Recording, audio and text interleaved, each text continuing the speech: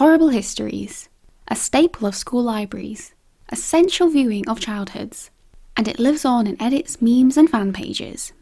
Touted as an ingenious way to learn while you laugh, and lauded as the only reason kids know about so much history. But what if I told you Horrible Histories isn't just joke books about history? It has some big things to say about the world and it isn't shy about it. On the outside, it's an innocent series that teaches children about worthy topics like the Roman Empire and the Tudor dynasty. But inside the pages, it's full of subversive stories about the past that undermine the very same people who put it into Sweet Timmy's hands. Welcome to Horrible Histories. The very first Horrible Histories book arrived in 1993 and it was all about those terrible Tudors. It was written by a children's author named Tery Deary, who by this point already had 50 books to his name.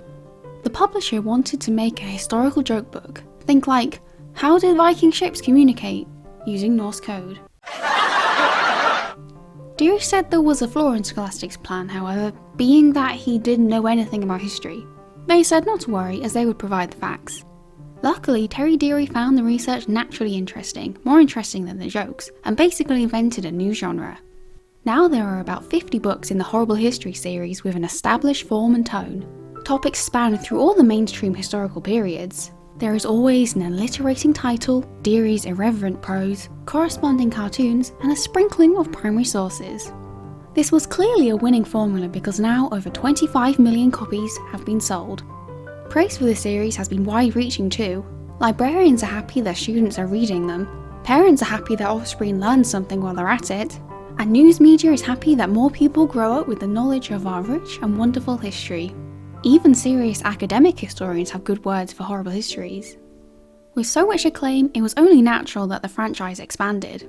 In 2009, CBBC aired the first series of the Horrible Histories TV show, which was produced on a shoestring budget with a set of talented writers, a passionate cast, and a freshly graduated historical consultant who found his way into the production team as much to his own surprise as anyone else's after overhearing his boss having a conversation about it. Again, the TV adaptation received endless praise. It has been given awards and nominations for pretty much every niche it fits into, and quickly it was evident it wasn't just the kids who liked the show. And as for the now grown-up kids, those songs are lodged into our collective memories. The Monarch song is basically the alphabet song for school history. And Charles II, anyone? My name is Charles II. I love the people and the people love me so much that they restored the English monarchy. So what is it about Horrible Histories, film and TV, that hooks so many people into the study of history? Gory stories, we do that. History with the nasty bits left in. That's how Horrible Histories frames itself. That pretty much sums up the easy explanation for why the franchise is so popular. It appeals, especially the first series of the show, to the rudimentary humour of most 7-year-olds. Toilets, bodily functions, random deaths. Oh look, now it's all three. Someone randomly died on the toilet while sorting out their bodily functions. Only the highest quality humour over here on CBBC. Richard Bradley, the programme's executive producer, says, "We've realised that when children go around stately homes, all they ever want to know is about how the people went to the loo and how they died. So rather than wasting young viewers' precious time talking about trivial matters like a succession crisis or civil wars, Horrible Histories gets on with what we really want. A sketch about Martin Luther writing to everyone with updates about his bowel movements." I know some people can find my obsession with the poo-poops a little bit weird, but I have no doubt that they will enjoy reading about my body bombs as much as I enjoy writing about them, no? But there is more to it than that.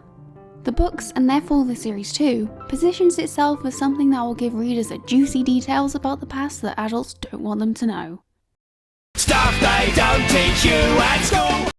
It's the stuff that is too gory, graphic, or too true for widespread knowledge. Parents and teachers are too focused on the boring bits of history like dates and the decisions of rulers. Horrible Histories will give readers the interesting details that they actually want to know about. This positions adults and teachers as the common enemy, while the book's narrator is a mischievous friend. They're the kind of friend who never does their homework and never behaves in class, but also knows the exact amount of time you'd have before burning to death if you ever landed on Venus. I don't preach at children. I don't say, sit still and listen to me. I say, you'll never guess what I've just found out about this, and my excitement transfers to them. The truth about history, and by extension the world, that the books want to tell readers is simple. The world is full of power structures where the less powerful always lose out. The elite of society are always presented as frivolous and uncaring. It's like the comedy principle of always punch up taken to the extreme. Sure, there is the gross humour about how people used to use human urine to treat clothes and got people to tread in it for hours, but sooner or later the humour comes back around to corrupt war generals, man-child kings and uppity people who all benefit from the exploitation of labour. Child readers are often on the bottom rung of power structures in their own lives. The teacher-student relationship or the parent-child relationship. They might be the youngest sibling, or they might be picked on at school. The book takes this understanding of power structures and relates it to its political stance, that today's elite aren't telling the whole story because they want to keep in their comfortable position of power, just like the people from the past who this book ridicules. We want more money and better working conditions. Is this some sort of peasant joke that I'm too rich to understand? It becomes a them versus us situation between reader and narrator against politicians, the rich and anyone else who makes life harder for others. Tery Deary describes the books as anti-establishment. He's verbally against the school system, which he considers to be a relic of the 19th century that is purely aimed to keep children off the streets. According to him, formal school is a waste of time that doesn't teach anything useful, and he thought it was an insult that his book should end up as a teaching tool within such institutions. School only teaches facts, dates, and the decisions of the elite, whereas Horrible Histories tells the story of people and how they lived and why it was like that. It's more than that teachers don't want children to know about strange deaths and inadvisable cosmetics. It's that people in power don't want others to think about the elite's real role in the past. Horrible History subverts this with a consideration for the British Empire's negative effect on other countries, or the disregard for labour conditions during industrialisation, or the subjugation of people to insane rulers. In traditional school history, empires, rulers and the elite are put in a glorified position, unless of course they are rival empires, rulers or the elite. The questions are about how well they made leadership decisions, not whether they should have been able to make those decisions in the first place. Honestly, the man himself explains it better. I aim to engage and entertain young readers while provoking them to think of the issues for themselves. Horrible Histories may look like lightweight trivia, but I think the meanings behind the stories are deep and significant. If you don't believe me, I'll show you some of the hate mail I get from the extreme right-wingers who appreciate just how subversive the books really are. They tell me my views that condemn the British Empire are wrong because the British mostly invaded lands that were empty. I would suggest they try telling that to the Tasmanians. Were it not for the fact the last native Tasmanian was wiped out within 60 years of the brave Brits arriving. But generally I don't even attempt to argue with such ignorant prejudice. This is probably the biggest area where Tery Deary differs from traditional historians. Historians sort of skate around the big subjects and let the history speak for itself while readers might draw their own conclusions about how it relates to today. Meanwhile, Tery over here knows exactly what his opinion on the world is and he has no problem explaining it. Actually, let's take a midway segment to showcase some of Tery Deary's best quips.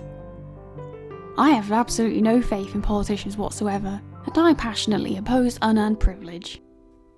I don't care what schools do. They're obliged to teach what a bunch of Eton boys in Whitehall tell them to. It's called the national curriculum.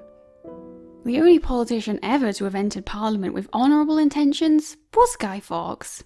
Oh my god. This man. Okay, let's get back to the discussion. And your host, a talking rat. Following the book's popularity, it made sense to figure out how to translate a history book with jokes onto the small screen. Horrible Histories. After a few failed attempts, they cracked it with the concept of a historical sketch show. The only problem that remained was how to make it clear for young viewers which bits were real and which bits were all part of a joke. They also needed a way to signpost viewers through the historical eras and a way to give little pieces of context without Tery Deary's written narration. The solution came in the form of Rattus Rattus, your host and your friendly neighbourhood sewer dweller who tells us all about the past and laughs at the historical misfortunes. Rattus could be described as visual footnotes for 7-year-olds. By placing him as a silly but educated friend, he allows the jokes to prevail, while checking the box of keeping the show historically accurate. He pops in to tell us what is taken from historical record and what is just made up. And he's a rat who eats out the bin and laughs along with you, so he's nothing like a teacher. He's the TV version of the book's author persona. Sometimes Rattus gets more serious and analytical when it comes to sketches that touch on sadder topics. I'm assuming this is because the writing of TV Rattus is overseen by the BBC and checked by someone with an actual history degree, and not an author with a vendetta against all authority. Whatever the case, listening to serious Rattus still seems like a conversation with a friend, and it's nothing like a dreary lecture. Tonally, some of the stuff we're covering in the series is quite sad. It can be quite violent. History is full of, wars and battles. So the challenge sometimes is to find the levity and the silliness when it's tonally appropriate. It's an interesting challenge because you have to be really cognizant of the appropriateness of what you're saying. You can do jokes about people in the past having sort of stupid hair and weird jobs or whatever, but when you're actually talking about violence and death, and certainly in the current climate where there is a lot of sadness on the news, we're not trying to depress or scare children. The Horrible Histories TV team puts a lot of care into tackling all corners of history with their various types of horrible. As the series has evolved, they've increasingly incorporated more histories from different countries, cultures, and identities. For me personally, Horrible Histories was the first place I learned about non-European history like the Inca Empire or people like Harriet Tubman. It's truly the history they don't, or at least they don't have time to, teach you at school. And who is guiding young viewers through all of the themes and ideas? Well, it's none other than our friend Rattus Rattus. The past is no longer a mystery. The TV series focuses more on the silly and gross types of horrible humour, rather than the screw all authority flavour. I guess they're aware that their audience isn't just children, it's also parents and teachers and people from the BBC who decide on the yearly budgets. But that doesn't stop the book's anti-establishment themes creeping into the TV series. There is a not so subtle implication that Horrible Histories teaches viewers more about history than school does, and this is definitely something that fans comment on. Some of the sketches, especially the ones lifted from the books, adapt the very same disdain for the status quo using historical misdemeanors as examples. At the same time, Horrible Histories' educational value as a tool for exam success is accepted by many parents, and this is solidified by all the acclaim and awards. As we know by now, Tery Deary hates the fact his books end up in schools.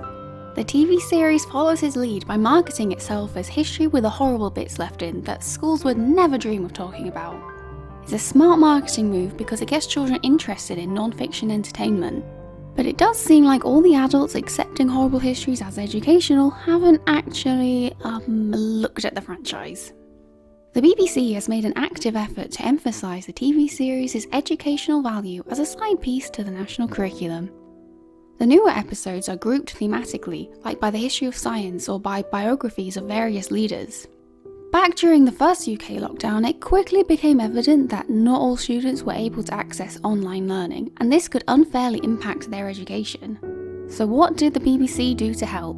Well, they made a special TV home learning schedule and dumped on Horrible Histories reruns to help their kids prepare for their GCSE. Yes, a TV series with themes that implicitly shun educational establishments was being used as a replacement for those very same educational establishments. The irony was definitely lost on whoever made that decision. To persuade parents and librarians to purchase the books and the BBC execs to finance the series, Horrible Histories needs to maintain the perspective that it's a useful historical resource. It almost seems like a trick to get adults to spend that money so Horrible Histories can give messages about the reality of the world in front of kids' eyes. And just in case you still think I'm clutching at straws here, let's take a look at what happens when the Horrible Histories TV series cuts a bit close for home for those right-wingers that old Terry was talking about. Back on the UK's last official day in the EU, CBBC edited their back catalogue of Horrible History sketches to give kids a bit more context about Britain's place in the history of Europe and the world. One sketch was about how stereotypically British things are actually from all over the world. They're a result of expanding trade routes, empire and slavery. And wow, did the Daily Mail readers have a meltdown. Outrage at BBC for trashing Britain. Anti-British BBC Horrible Histories film which aired on Brexit Day receives 300 Ofcom complaints. Spare us Nish Kumar and the BBC's anti-Brexit sneering. This is anti-British drivel of a high order. The controversy forced Horrible Histories to make a public statement, and probably for the PR team to have a small midday weep. Admittedly, the sketch wasn't the clearest in its message. It's an early one from before they had completely cracked the formula. In the early episodes, they always showed the historical figures in their quintessential look, so Queen Victoria is in her black mourning attire. But that means the sketch jumps anachronistically around the 19th century, so it could be confusing. This form doesn't explain the changes happening over the 19th century too well. In this case, the timeline of the abolition of slavery. It leaves a lot of, oh, but what about this? And well actuallys open. CBBC didn't actually consult the Horrible Histories team before making the edit, probably because they too assume all the sketches have an inherent and equal educational value. But even with the sketch's problems, it's still a stretch to say that it's hating on Britain. I mean, this is the same show that made a catchy song to help us remember all our fine rulers. Controversies like this suggest the established elite might feel threatened by the franchise's message about authority, and that might be because it's, pointing out a reality they don't like. So you might not have noticed it as a child, or you may never have looked too closely at it as an adult, but Horrible Histories is more than a series of fact books or a few educational comedy sketches. No, Horrible Histories is all about highlighting power structures and the elite's role in oppressing others with an extra sprinkling of skepticism about authority. Tery Deary's interviews and writings leave no doubt about his opinions on the world. The TV series inherits the book's anti-establishment themes and incorporates them to a larger or lesser extent, while it adds the latest historical thinking into the mix. The Horrible Histories franchise demonstrates to viewers and readers how there is a link between how the past worked and how the present works, which could explain why we're in the state that we are. And that, my friends, is how Horrible History slips a political edge into a children's factbook series and a historical sketch show. Hope you enjoyed Horrible Histories. Marvellous, splendid, wonderful. What was the question again?